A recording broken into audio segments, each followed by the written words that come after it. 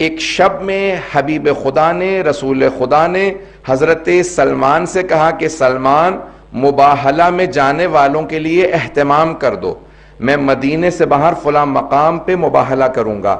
اس مقام پہ آج ایک مسجد موجود ہے، سفید رنگ کی مسجد ہے، موجودہ نام مجھے معلوم نہیں، ایک زمانے میں اسی جگہ کا نام مسجد مباہلہ تھا، اب نام بدل دیے گئے ہیں۔ جو حاجی حضرات تازہ ہو کے آئے ہیں وہ نیا نام جانتے ہوں گے، نام کئی مرتبہ بدلا جا چکا ہے۔ پیغمبر اسلام نے جناب سلمان فارسی سے کہا، سلمان محمدی سے کہا، اس مقام پہ ذرا کچھ اہتمام کر دو۔ جناب سلمان نے ایک سرخ رنگ کا قالین بچھایا اور ایک وہاں پہ خیمہ نصب کر دیا کہ یہاں پہ آ کے اہل بیت بیٹھیں گے، کیونکہ جناب سلمان جانتے تھے کون کون جانے والا ہے۔ انہوں نے ایک سرخ رنگ کا قالین بچھایا۔ اب میں کہوں گا کہ رسول خدا نے صرف جناب سلمان فارسی ہی سے کہا کہ وہاں قالین بچھاؤ، شاید اسی وجہ سے سلمان فارسی منا اہل البیت کے درجے پہ فائز ہے۔ اب رسول خدا نے کہا قالین بچھاؤ، جناب سلمان نے سرخ رنگ کا قالین بچھایا، کہا فجر کے بعد جائیں گے، اس سے پہلے جناب سلمان فارسی گئے اور وہاں پہ قالین بچھا دیا، سرخ ریڈ کارپیٹ۔ عزیزان گرامی، شاید آج بھی کرسچن ورلڈ کے اندر جب کسی کو بہت زیادہ اہمیت دینی ہو، کسی کو بتانا ہو یہ بہت زیادہ وی آئی پی ہے یا وی وی آئی پی ہے، تو آج بھی ریڈ کارپیٹ ٹریٹمنٹ دی جاتی ہے، سرخ رنگ کا قالین بچھایا جاتا ہے۔ شاید ان کرسچنز نے اہل بیت کو آتا دیکھا تھا اور اس مقام پہ سرخ قالین دیکھا تھا، جو سرخ قالین پہ آ کے بیٹھے تو انہی کے لیے یہ ریڈ کارپیٹ ٹریٹمنٹ وہیں سے ظاہراً شروع ہوئی ہے۔ اب جناب سلمان نے سرخ رنگ کا قالین بچھایا، رات کے اندر پیغمبر اسلام نے بتا دیا اور کہہ دیا مباہلہ فجر کے بعد طلوع آفتاب سے پہلے ہوگا، after Fajr prayers before the sunrise. کیوں؟ نہ یہ صبح کا وقت ہے نہ رات کا وقت ہے۔ یا رسول اللہ ایسا وقت کیوں چنا جو نہ صبح ہے نہ رات ہے؟ کہا کیونکہ رات میں معلوم نہیں ہوتا کون کون آیا تھا، اور صبح میں لے جانا نہیں چاہتا فاطمہ کو کیونکہ پردے کا اہتمام ہے۔ اگر میں بات واضح کر پایا ہوں کہ اس اہتمام کے ساتھ لے کے جانا چاہتا ہوں، کیونکہ سیدہ جا رہی ہیں تو میں نہیں چاہتا کہ دن ہو، لیکن میں چاہتا ہوں کہ لوگ دیکھ لیں کہ کون کون آیا تھا۔ 5 آئے تھے، بس سب نے دور سے دیکھا۔ عزیزان گرامی دیکھیں، اب بحث ہے معرفت سے۔ جناب امیر علیہ السلام کہتے ہیں بولو اور پہچانے جاؤ، speak and you will be known, recognition is through speech۔ 4 ان کے 8 بشپ تھے، اسقف اعظم جو عربی میں اصطلاحات دی گئی ہیں۔ اطیب البیان میں سید طیب الموسوی الجزائری نے اپنی تفسیر اطیب البیان میں لکھا، وہاں سے پیش کر رہا ہوں۔ کہا 4 ان کے جو ہیں اس وقت کے سب سے بڑے اسقف تھے، 8 بشپ انگلش میں آپ لوگ کہتے ہیں، جو سب سے بڑے ان کے پادری تھے۔ کہا وہ 4 افراد تھے، ان 4 نے دور سے دیکھنا شروع کیا، اور ان میں سے ایک کا نام عاقب تھا۔ اس نے کہا کہ اے عیسائیو، میں تم سب سے کہتا ہوں آنے والوں سے مباہلہ مت کرنا، میں وہ ہستیاں دیکھ رہا ہوں کہ اگر انہوں نے ہاتھوں کو بلند کیا اور پہاڑ کو اپنی جگہ سے ہلنے کے لیے کہا تو پہاڑ اپنی جگہ کو چھوڑ دے گا۔ چہرے ایسے ہیں۔ ابھی اہل بیت نے دعا نہیں کی، کلام نہیں کیا، صرف چہروں کو دیکھ کے عیسائی پہچان گئے تھے۔ تو ایک بات واضح ہو گیا، کوئی تعصب نہ رکھتا ہو، پریجڈس نہ ہو، ریسزم نہ رکھتا ہو، کسی بھی طرح کا ڈسکریمنیشن نہ کرتا ہو، تو اہل بیت کو دیکھ کے پہچان سکتا ہے، یہ عام نہیں ہے۔ پتہ نہیں بات کو پہنچا پا رہا ہوں کہ نہیں۔ جناب یوسف کو جب دیکھا تھا نا سارے مصر والوں نے، تو سب نے کہا تھا بل ہوا ملک کریم، یہ انسان نہیں بلکہ آسمان سے نازل ہوئی مخلوق معلوم ہوتا ہے۔ جناب یوسف کا فخر ہے رسول خدا۔ آج حبیب خدا آ رہے ہیں اپنی آب و تاب کے ساتھ۔ سب عیسائیوں نے ایک مرتبہ رخ رونق کو دیکھنے کے بعد کہا جو آ رہے ہیں اگر انہوں نے بد دعا کی تو قیامت تک کے لیے ایک عیسائی نظر نہیں آئے گا۔ اسی لیے ان سب نے فیصلہ کیا ہم مباہلہ نہیں کریں گے، اگر مباہلہ ہو گیا تو سارے عیسائی مسخ ہو جائیں گے۔ یہ ان کے الفاظ سے نجس جانوروں میں مسخ ہو جائیں گے۔ اب میں ممبر کے احترام میں نہیں کہہ رہا ہوں کہ انہوں نے کہا وہ نجس جانوروں کی شکل میں مسخ ہو جائیں گے۔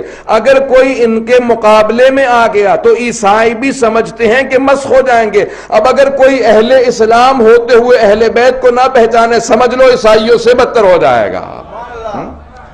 خیال محمد ہیں، ان کی عظمت کیا ہے۔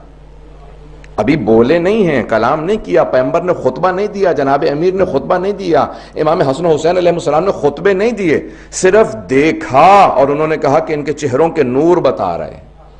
مورخین نے سب نے یہی لکھا نا 7 ہجری کا۔ عزیزان گرامی، جناب سید الشہداء 3-4 برس کے ہیں، لیکن سب نے یہی لکھا مباہلہ میں رسول خدا نے امام حسن کی انگلی پکڑ رکھی تھی اور امام حسین کو گود میں لے رکھا تھا. اب یہ گود کا وقت نہیں ہے. امام حسین علیہ السلام 6 مہینے یا 4 مہینے کے نہیں ہیں, 3-4 برس کے ہیں اور اچھی طرح سے چلنا جانتے ہیں. ابھی چند دنوں ہی پہلے تو مباہلہ سے یا 1 برس پہلے تو سید الشہداء نے ضد کر کے کہا تھا نا, نانا میں آپ کے اس گھوڑے پہ سواری کرنا چاہتا ہوں. ذہن میں جملے لا جائے گا, نانا میں آپ کے اس گھوڑے پہ مأمون پہ سواری کرنا چاہتا ہوں. تو پیغمبر اسلام نے کہا یہ کسی کو سواری نہیں دیتا سوائے میرے اور علی کے. کہا نانا میں سواری کرنا چاہتا ہوں. تو جناب سید الشہداء اتنا اسرار کر کے صحابہ کو سمجھا رہے ہیں میں وہ ہوں جو رسالت سے اپنی بات کو منواتا ہوں. فوراً جناب ختم مرتبت نے گود میں لیا, چوما, بہت پیار کیا اور فوراً اسی اپنی سواری پہ جناب سید الشہداء کو بٹھایا. کچھ دور ہٹے اور دیکھنے کے بعد بس ایک جملہ کہا میرا بیٹا بہت خوبصورت لگ رہا ہے, اور بہت مسکرائے. صحابہ کہتے ہیں اتنا پیغمبر اسلام مسکرائے کہ آپ کے دندان مبارک نظر آنے لگے, آپ کے چہرے سے چمک آنے لگی. پھر اچانک زار و قطار رونے لگے, اتنا روئے کہ آپ کی پورے ریشے مبارک تر ہو گئی. تو صحابہ نے کہا مایوبکی کا یا رسول اللہ, آپ کو کس چیز نے رلا دیا یا رسول خدا؟ کہا کل یہی میرا نواسا ہوگا, یہی سواری ہوگی, لیکن مدینہ نہیں کربلا ہوگا. میں اس لحظے کو سوچ کے رو رہا ہوں. تو ابھی جناب سید الشہداء یعنی چلنے پھرنے کے مطابق اور سب چیز یعنی اتنے بچپنے میں نہیں ہے کہ آغوش میں ہوں, لیکن پیغمبر اسلام سارے ان عیسائیوں کو, مسلمانوں کو پیغام دے رہے ہیں جو رسالت جس کے ناز اٹھائے اسے حسین ابن علی کہتے ہیں, کیونکہ اسی مباہلہ کے فوراً بعد تاریخ محرم کی آئیں گی جہاں حسین قربانی دے کے پورے دین کی حفاظت کریں گے. تو آج پیغمبر اسلام آغوش میں لے جا کے بتا رہے ہیں کہ یہاں نازش اٹھانا مقصود تھا, حسین کی نازش کرنا مقصود تھا تاکہ واضح ہو سکے حسین ابن علی کون ہے. بس بھی آئیں جملے کو آخری پیش کروں گا, میرے پاس وقت ہے تھوڑا سا, اگر آپ لوگ زحمت کریں گے تو میں مطالب کو آگے بڑھاؤں گا. عزیزان گرامی, ختمی مرتبت آئے, میدان مباہلہ میں پہنچے. اب میں چند جملے 1-2 بزرگ خطباء کے ہیں پیش کرنا چاہتا ہوں کہ رسول خدا جب چل رہے تھے تو آپ جب قدم اٹھاتے تھے, جہاں آپ کے قدم جاتے تھے وہیں پہ جناب سیدہ کے قدم آتے تھے. میں اپنے انداز سے کہوں, جہاں جہاں رسالت کے قدم آتے تھے عصمت کے قدم بھی وہیں پہ جاتے تھے, اور امامت کے قدم انہیں چھپاتے تھے. جناب سیدہ دونوں کے بیچ میں چل کے یہ بتا رہی ہیں کہ رسالت و امامت کے درمیانی واسطے کا نام فاطمۃ الزہرا ہے. اللہم صلی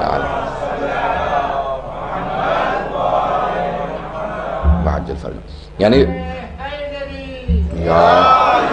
یعنی رسالت کے, جسے انگلش میں آپ لوگ کہتے ہیں مسنگ لنک, رسالت اور امامت کے اس واسطے کا, رابطے کا نام جناب فاطمۃ الزہرا ہے. عزیزان گرامی, مباہلہ ختم نبوت کی دلیل بھی ہے, ابتدائے امامت کی دلیل بھی ہے. دونوں چیزوں کی دلیل مباہلہ ہے. اور ایک مرتبہ ختمی مرتبت نے اپنے انداز سے وہاں پہ آنے کے بعد جب عیسائیوں کو دیکھا تو ان سب نے فوراً رسول خدا سے کہا ہم مباہلہ نہیں کرنا چاہتے, ہم مباہلہ نہیں کرنا چاہتے, ہمیں آپ کی شرائط منظور ہیں, اگر آپ جزیہ کہیں گے تو ہم جزیہ دیں گے, آپ کی حکومت میں ویسے رہیں گے جیسا آپ کہیں گے. عزیزان گرامی, یہ پہلی ایسی جنگ ہے کہ جہاں جنگ نہیں ہوئی, مباہلہ نہیں ہوا, تلوار کی ضرورت نہیں پڑی. میں بہت سوچا کرتا تھا رسول خدا بیٹی کو کیوں لے گئے.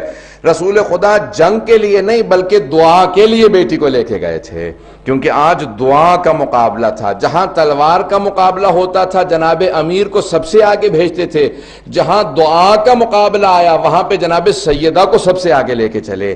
کہا کہ کیونکہ دعا کا مقابلہ ہے, جہاں سیدہ آمین کہہ دیں گی وہاں پہ اللہ سبحانہ و تعالی ویسا ہی رکھے گا جیسے سیدہ کہیں گی. اب یہ حدیث رسول خدا سمجھ میں آتی ہے کہ ان اللہ یغضب لغضبها ویرضى لرضاها, خدا فاطمۃ الزہرا کے غضبناک ہونے سے غضبناک ہوتا ہے اور ان کے راضی ہونے سے خدا راضی ہوتا ہے. اب پیغمبر اسلام کی حدیث سمجھ میں آتی ہے کہ اگر سمجھنا چاہیں صحابہ رسول میں کون کون رضی اللہ عنہ ہے, دیکھ لیجئے کس کس سے جناب سیدہ راضی ہے.